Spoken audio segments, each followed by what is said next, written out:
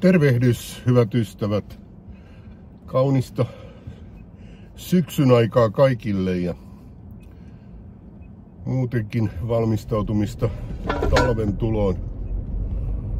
Niin kuin äänistä kuuluu, niin tuolla takalaatikossa neljä vannetta kolisee, kun piti hakea ne Forssan varastosta ja nyt viedä sitten Helsinkiin ja hoitaa niihin kitkarenkaat päälle. En ole yli 20 vuoteen enää ajanut nastoilla ja mun mielestä kenenkään ei pitäisi Suomessa nastoilla enää ajella. Onhan se tietysti turvallisuuskysymys, jos näin haluaa, mutta kun miettinyt, kun talvi tulee, niin pitää toi lämmityskin kytketty taas päälle. Ja monissa kerrostaloissa on ongelma, että asunnot ovat eri lämpöisiä ja osalla on kylmä ja osalla on kuuma ja keskimääräisesti sitten sitä on säädetty, niin siellä talon keskilämpötila voi huidella jossain 24-25 asteessa, kun se pitäisi olla 20-21 ja se pitäisi olla kaikissa asunnoissa ja huoneissa sama. Että miten tätä voitaisiin parantaa? No, meillä on siihen ratkaisu. Lämmitysjärjestelmän tasapainotus. Me on tehty niitä.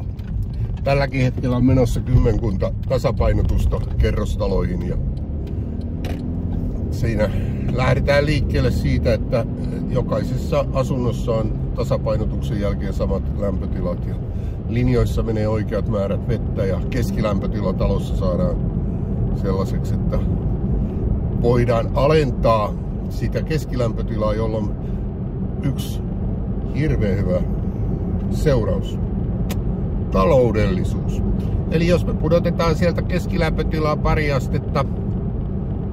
pari astetta pudotetaan, tai 3 astetta, niin se on 5-8% kustannuksissa. Ja kun taloyhtiön kustannukset voi olla sellaista 60-150 000 vuodessa kaukolämmössä, niin se alkaa tuntumaan jo osakkaiden vastikkeissakin. Eli kannattaa miettiä hyvin tarkkaan tätä tasapainotusta ja kysellä siltä isännöitsijöiltä, että voisitteko tehdä sen. Ja miksi tämä tuli mun mieleen nyt Forssassa. Forssa on yksi kalleimpia kaukolämpöpaikkoja Suomessa. Että täällä pitäisi tehdä maalämpöä paljon enemmän, että se on niin korkealla tasolla toi hinta, että paljon korkeammalla kuin muualla. On paikkakuntia, jossa on kaukolämpö todella edullista ja sitten paikkakuntia, jossa se on kallista. Mutta aina voidaan tehdä ratkaisuja sen eteen, että saadaan asumiskustannuksia, asumisviihtymyyttä parannettua. Eli kun teillä tulee tällaista mieleen, että jotain pitäisi tehdä, niin ottakaa yhteyttä. Voitte soittaa vaikka minulle suoraan 040 838 8018 tai mennä Suomen Energiainsinöörit Oyn sivuille.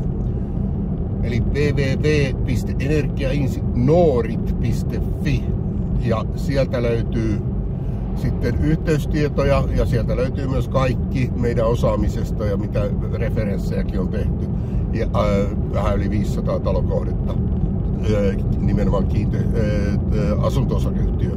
Ja sitten tietysti sähköposti on tämmönen yleinen meille henkilökohtaisten lisäksi, niin info@energiainsinoorit.fi ja kun laitatte sinne, niin puhelimeen vastataan tai soittopyyntöihin vastataan mahdollisimman nopeasti. Me ollaan yritys, joka on yrittäjäpohjainen. Meillä ei ole varaa siihen, että me unohdetaan yhtään asiakasta, vaan meidän pitää palvella kaikkia todella hyviä laadukkaasti. Ollaan yhteyksissä.